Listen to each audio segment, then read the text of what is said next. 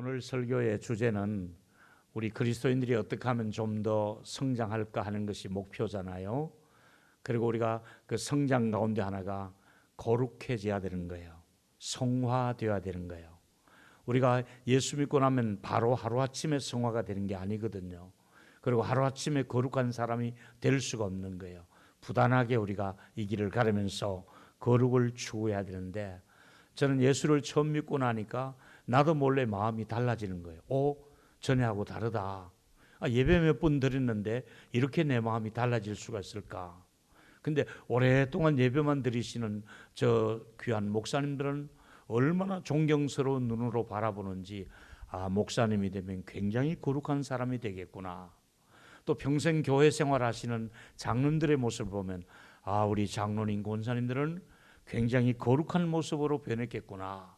이런 기대감을 가지고 있었는데, 제가 막상 목회하면서 목사가 되고 보니까 평신도 때 바라보았던 그 모습과는 다르게 제가 결코 거룩하지 않다는 거예요. 우리 장로들이 결코 거룩한 분들 아닌 거예요. 그래서 이 거룩하고 우리가 왜 이렇게 거리가 먼가, 왜 우리가 성화된 생활을 하지 못할까 고민을 해보다가 신학을 해보니까, 신학에서는 이 부분을 이렇게 말하는 거예요. 인간은 전적으로 타락했기 때문에, 인간은 누구나 타락했기 때문에 거룩하고는 거리가 좀 멀어져 있다는 것을 발견할 수가 있는 거예요. 그래서 오늘 제가 여러분에게 드리고 싶은 설교의 내용은, 지금부터 약 500여 년 전에 말틴 루터가 종교 개혁을 하면서 우리가 거룩한 성화를 우리가 되어야 되는데, 이 성화되는 과정에 방해되는 요소가 있다는 거예요. 우리가 거룩한 사람으로 살아가는데 방해 요소가 있는데, 그 방해되는 세력을 좀 제거를 하라는 거예요. 그게 뭐냐면, 첫 번째 드리고 싶은 말씀은, 세상이라고 하는 것이 신앙생활에 방해하는 환경이라는 거예요. 우리가 살고 있는 이 세상은 그렇게 우리가 신앙생활을 잘 할 수 있는 환경이 못 된다는 거예요. 그래서 우리는 어떻게 살아야 될까요? 이 환경을 이기려면 세상을 이기고 살아가야 되겠는데, 이 세상은 하나님이 창조한 아름다운 곳이기도 하지만은 한편 또 이 세상은 죽음이 있는 세상이에요. 파괴가 있는 세상이에요. 그리고 이 세상은 질병이 돌기 시작하는 거예요. 그러니까 이 세상을 우리가 이기려면 결국은 나 자신을 이기면서 이 질병도 이기고 고통도 이기고 환경을 이기려면은 이 재난 앞에서 우리가 정말 이 재난이 왜 왔는가를 우리가 알아야 되는 거예요. 여러분, 하나님께서 에덴 동산에 처음부터 이런 재난이 있었던 것 아니거든요. 여러분 아시는 대로 창세기 3장 17절에 보니까 재난이 없었어요. 굉장히 좋은 땅이었는데, 아담이 아내의 말을 듣고 그 먹지 말라 한 나무의 실과 열매를 먹음으로써 땅이 저주를 받은 거예요. 이 지구가 저주받은 지구가 된 거예요. 그래서 어떻게 되었어요? 원치 않는 은근키와 가시덤불이 나기 시작했고, 사람은 땀을 흘려 수고해야만이 그 열매를 거둘 수 있도록 환경이 좋지 않게 바뀐 거예요. 지금은 더 이 지구가 오랫동안 수천 년이 흘러오는 가운데 너무너무 오염되고 이 지구의 환경이 좋지 않은 환경으로 바뀌고 마는 거예요. 그래서 어떻게 되었습니까? 이 지구상에 많은 질병이 찾아오는 거예요. 그리고 파괴가 찾아오는 거예요. 그리고 이 지구상의 온난화로부터 시작해서 드디어 이 코로나가 또 터지고 마는 거예요. 그러니까 이런 모든 악한 환경에서 신앙생활을 하는 것이 그리 쉽지만은 않다 이 말이지요. 그래서 이런 일을 통해서 하나님은 우리를 다루시는 거예요. 이 악한 환경을 통해서 우리에게 메시지를 주시는 거예요. 우리를 다루시면서 하시는 말씀이, 너희들은 세상을 너무 사랑하지 말아라, 이 메시지를 주고 있는 거예요. 여러분, 요한일서 2장 15절에 보니까 이 세상이나 세상에 있는 것들을 사랑하지 말라, 지나가는 이 세상의 것을 너무 사랑하지 말라, 세상에 굉장히 좋은 것들이 많이 있는데 그걸 너무 사랑하지 말라, 누구든지 세상을 사랑하면 아버지의 사랑이 그 안에 있지 아니한다. 너무 세상을 사랑하다 보면 하나님 아버지의 사랑이 내 안에 머물 곳이 없다는 거예요. 질투하시는 하나님이 너희들은 나보다도 세상을 더 사랑하는구나. 이렇게 말씀하시는 거예요. 그러면서 이 세상은 어떤 것입니까? 전부 정욕적인 것이잖아요. 욕심이잖아요. 자랑하는 거잖아요. 그래서 정욕적이며 욕심적이며 이 마귀적이며 이런 것들이 다 하나님의 뜻을 거스리게 만드는 거예요. 그래서 이 세상은 하나님의 뜻을 거스리며 살아갈 수 있도록 그렇게 사람들이 가고 있는 거예요. 지금 얼마나 많은 사람들이 하나님의 뜻을 거스리며 사는지 몰라요. 그래서 이 세상도 지나가고 그 정욕도 지나가되 하나님의 뜻을 행하는 이는 영원히 거한다고 말씀하는 거예요. 그리고 로마서 12장 2절에 바울이 이렇게 우리에게 주의를 했어요. 너희들 이렇게 살아야 된다. 너희는 로마서 12장 2절에 보니까 이 세대를 본받지 말라. 오직 마음을 새롭게 함으로 변화를 받아 하나님의 선하시고 기뻐하시고 온전하신 뜻이 무엇인지 분별하라고 로마서 12장 2절에 바울이 말씀했거든요. 그래서 우리는 이 세상을 본받지 말라고 했기 때문에 우리는 이 세상에 너무 취하면 안 되는 거예요. 저와 여러분, 우리는 그리스도인이라고 해서 자동적으로 거룩해지는 사람은 결코 아니에요. 우리의 생활이 가만히 놔두면 성화되느냐? 그렇지 않습니다. 이 세상에 취해 있기 때문에 우리는 결코 자동적으로 거룩해지는 사람들이 아니에요. 우리가 말씀의 법도에 어긋나지 않도록 살아가면 우리의 할 일을 다 하고 있는 것입니다. 결코 우리는 세상의 것을 지나칠 정도로 좋아하지 말고 오히려 그것을 포기하고 주님을 따라오라고 말씀하고 있지 않습니까? 세상을 이길 수 있는 저와 여러분이 되시기를 바라겠습니다. 두 번째는 신앙생활의 이 성화를 방해하는 요인 중 하나가 육체라고 하는 나 자신입니다. 내 몸이 주님을 따라가기에는 너무너무 거절을 할 때가 너무 많이 있다 이 말입니다. 때로는 좋아서 주님을 사랑합니다. 주님을 사모합니다. 따르던 내 몸이 때로는 내가 주님과 멀어지는 것이 내 몸의 구조가 그렇게 되어 있습니다. 우리 몸을 예수님이 대화하는 중에 니고데모가 이렇게 말씀했습니다. 니고데모가 내가 어떻게 하나님의 나라에 들어갈 수가 있겠습니까? 영생을 얻을 수 있겠습니까? 질문을 드렸더니 예수님의 대답은 요한복음 3장 5절에 예수께서 대답하여 이르시되 진실로 진실로 내게 이르노니 사람이 물과 성령으로 거듭나지 아니하면 하나님의 나라를 들어갈 수가 없느니라. 여러분 여기서 뭘 말해주고 있습니까? 거듭나야 된다는 거예요. 네 몸, 그 몸 가지고는 안 된다는 거예요. 네가 아무리 몸 관리를 잘하고 교육을 받고 또 인격적으로 고매하다 할지라도 네 지금의 몸 상태 가지고는 하나님의 나라에 갈 수 없다고 말씀하는 거예요. 본질적으로 우리 인간은 부패했다는 것이지요.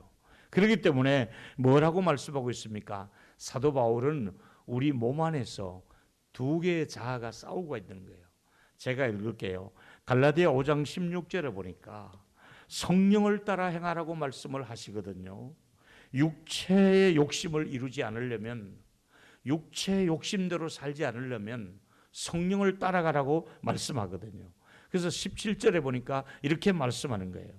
육체의 소욕은 성령을 거스리고 또 성령은 육체를 거스리라니 이 둘이 하나가 되어서 싸우고 있다는 거예요. 여러분 안에 전쟁이 없나요? 어느 날은 성령이 원하시는 대로 살고 싶어서 성령 충만한 가운데 성령의 감화 감동을 받으며 성령께서 주시는 그 목소리를 따라 가려고 애를 씁니다. 근데 어느 날 또 보면 내 자신이 언제 그랬느냐 하고 내가 성령을 따라 사는 것이 아니라 육신의 소욕대로만 살아가는 거예요. 욕심을 부리며 혈기를 부리며 미워하며 내 육신의 정욕대로만 살아가고 있는 두 개의 자아가 내 속에 싸우고 있는 것을 발견하게 됩니다. 그래서 우리가 죄를 짓는 거예요. 죄를 지을 때는 굉장히 행복할 줄 알고 죄를 짓는데 죄를 짓고 나면 쾌락을 더해줄 뿐이지 양심의 가책이 있고 점점점 우리를 피폐하게 만든단 말이지요. 사랑하는 여러분, 행복은 죄하고는 있을 수가 없습니다. 우리는 모두가 이 세상을 이겨야 되고 자기 육신을 이겨나가야 되는 것이지요. 그런데 우리가 새로운 피조물이라는 정체성을 잊어서는 안 됩니다. 고린도후서 5장 17절에 보니까 누구든지 그리스도 안에 있으면 새로운 피조물이라. 이전 것은 지나갔으니 보라 새 것이 되었도다. 우리는 새 사람으로서 살아갈 뿐입니다.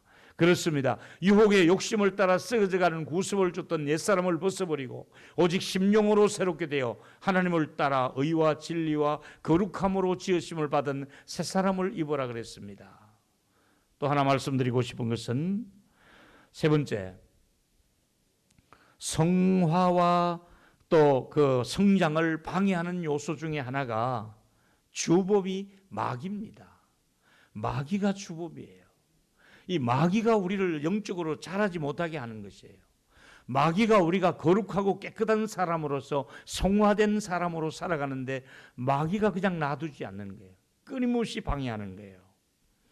여러분, 전 세계 기독교인들이 제일 많이 해야 되는 기도문이 바로 마태복음 6장 9절의 기도예요. 예수님이 친히 이렇게 기도하라고 한 거예요. 여러분이 혼자 집에 있을 때 하루에 한 번은 꼭 이 기도를 하셔야 돼요. 아침에 일어나면 될 수 있는 대로 이 기도부터 하세요. 무슨 기도입니까? 아버지의 이름이 거룩히 여김을 받으시옵소서. 세상 사람들이 지금 아버지의 이름을 더럽히고 있나이다. 아버지의 이름을 땅에 떨어뜨리고 있나이다. 우리가 아버지의 이름이 거룩히 여김을 받기를 원하는데 더 중요한 것은 여러분의 개인적인 부분이잖아요. 13절은 우리를 시험에 들게 하지 마시고 다만 악에서 구하옵소서. 여러분, 이게 악에서 우리 스스로가 내 몸을 컨트롤할 수가 없는 거예요. 구해 주셔야 되는 거예요. 악한 환경으로부터, 이 바이러스로부터 하나님이 저와 여러분을 구해 주시기를 축원하겠습니다. 우리 한번 마스크를 끼고 불편하더라도 한번 따라해 주십시오. 다만 악에서 구하옵소서. 다만 악에서 구하옵소서. 다만 악에서 구하옵소서. 다만 악에서 구하옵소서. 아멘. 우리 자녀들을 우리가 언제까지 따라다니며 보호할 수가 없어요. 주님이 악에서 구원해 주셔야 되는 거예요. 언제 화재가 날지 모르잖아요. 언제 물난리가 날지 모르잖아요. 악에서 구원해 주셔야 되는 거예요. 악에서 구원하소서. 이 악이라고 하는 말은 포네로스라고 하는 이 단어는 마귀로부터, 사단으로부터, 악한 마귀의 괴계로부터 구원해 달라는 말이에요. 악한 원수 마귀가 계속해서 거물을 쳐놓고 있는 거예요. 우리의 발목을 잡으려고 하는 거예요. 악한 원수 마귀가 유혹을 하는 거예요. 거기서부터 구원해 달라는 거예요. 그렇습니다, 여러분. 이 마귀는 끊임없이 우리를 도전해 오는 거예요. 우리를 유혹하는 거예요. 그래서 사도 바울은 우리 몸을 그냥 두지 말고 전신 갑주를 입히라는 거예요. 에베소 6장 10절에 보니까 끝으로 너희가 주 안에서와 그 힘의 능력으로 강건하여지고, 하나님이 주신 힘이 있어요. 그것을 우리가 강건해지면서 그것만 가지고 안 되는 거예요. 무장을 해야 되는 거예요.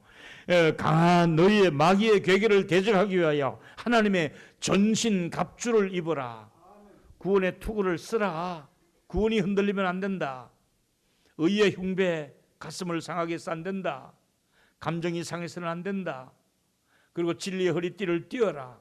신발은 꼭 신어라. 복음에 예비한 신을 신어라. 맨발로 다니면 다친다. 복음의 신을 신고 다녀라. 그리고 믿음의 방패를 손에 들어라. 한 손에는 말씀의 금을 들어라. 믿음으로 이기고 말씀으로 이겨라. 그래서 이 로마 군인의 무장한 모습을 보면서 우리가 믿는 사람이 영적으로 이렇게 무장해야 될 것을 우리에게 말씀합니다. 왜 전신갑주를 입고라고 말씀했을까요? 에베소 6장 12절에 보니까 우리의 싸움은 혈과 육에 상대하는 것이 아니에요. 우리가 어디를 상대하느냐? 잘못된 통치, 하나님의 뜻을 어긋나게 하는 통치하고는 맞서 싸워야 되는 거예요. 권세, 잘못된 권세, 하나님의 뜻을 거스리는 권세는 우리가 주 안에서 순종해야 되지. 그 권세자라 할지라도 잘못된 통치는 우리가 여기서 이겨야 되는 거예요. 뿐만 아니라 뭐라고 합니까? 어두움의 세상 주관자들, 이 세상이 어두움이 주관하려고 할 때는 우리는 빛 가운데 살아야 될 사람들이잖아요. 뿐만 아니라 우리에게 뭘 말해주고 있습니까? 하늘에 있는 악의 영들을 상대해야 된다는 거예요. 악한 원수 마귀가 우리를 끊임없이 파멸의 자리로 끌고 가는 거예요. 지금 이 시대는 무차별 그리스도인들을 공격하며 우리를 파멸의 자리로 끌고 가려고 하는 이때에 이 악에서 대응하려면 전신갑주를 입어라. 그 하나님의 능력으로 싸워나가라고 말씀하고 있지 않습니까? 사도 바울은 분명히 우리에게 말씀하고 있습니다. 사단이 때로는 광명의 천사로 우리에게 다가올 것이다. 그걸 알고 대처하라는 것입니다. 고린도후서 11장 14절에 보니까 이것은 이상한 일이 아니니라 사단도 자기를 광명의 천사로 가장하나니. 사단이 여러분 굉장히 아름다운 모습으로 접근을 합니다. 아주 포장된 모습으로.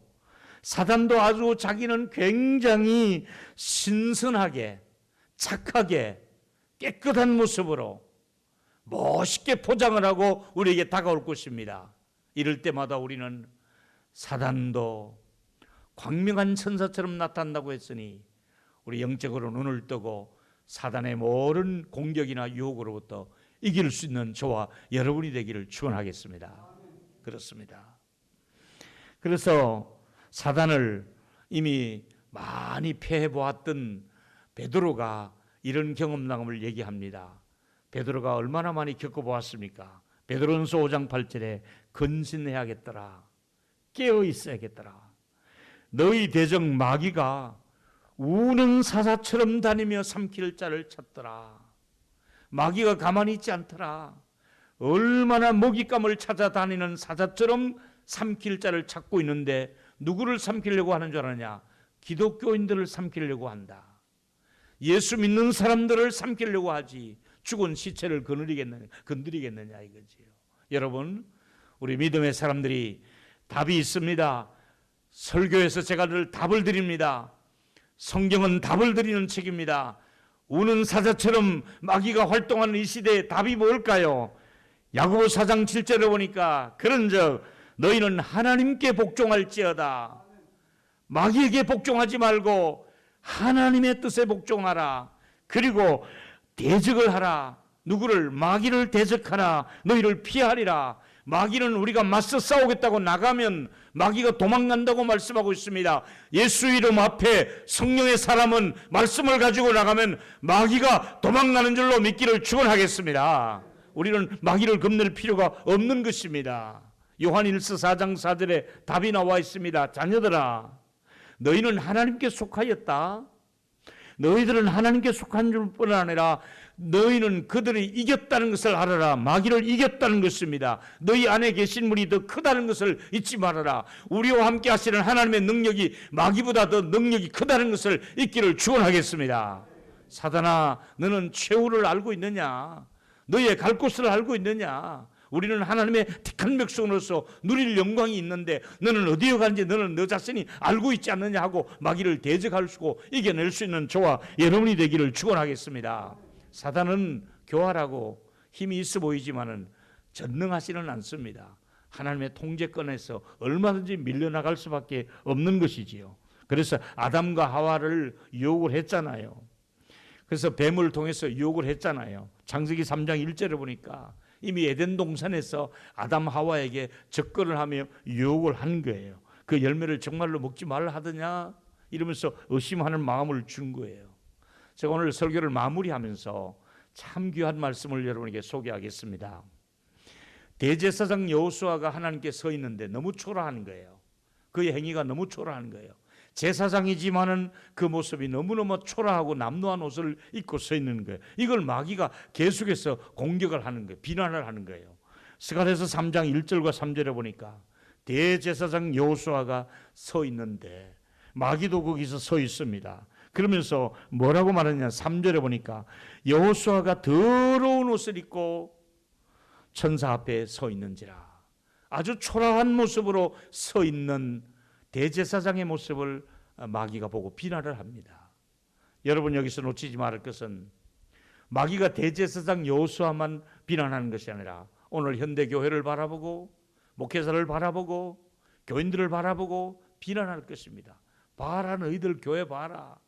너희들의 교회를 세상이 이렇게 바라보고 있다. 우리를 마구 비난할 것입니다. 그러나 이대로 끝나지 않습니다. 하나님이 어떻게 조치를 하시는지 아시잖아요. 보니까 하나님께서 그 옷을 갈아입히시는 거예요. 하나님이 더러운 옷을 갈아입혀 주시는 거예요. 그게 4절과 5절의 내용이거든요. 여호와께서 자기 앞에 선자에게 명령하시기를 그 더러운 옷을 벗겨라. 저 대제사장의 더러운 옷을 벗겨라. 우리 사랑하는 동일로교회 교우 여러분의 더러운 옷을 벗기면서 이 깨끗한 새 옷을 갈아 입혀주시는 것입니다. 의의 옷을 입혀주시는 것입니다. 세마포를 입혀주시는 것입니다. 저와 여러분, 오늘 주일날 하나님 앞에 와서 예배하는 이 가운데 우리도 몰래 더러워진 옷을, 나도 몰래 이 옷을 벗기시고 새 옷으로 이미 갈아입혀 주신 줄로 믿습니다. 그래서 우리가 주님을 신뢰하고 따르는 것입니다.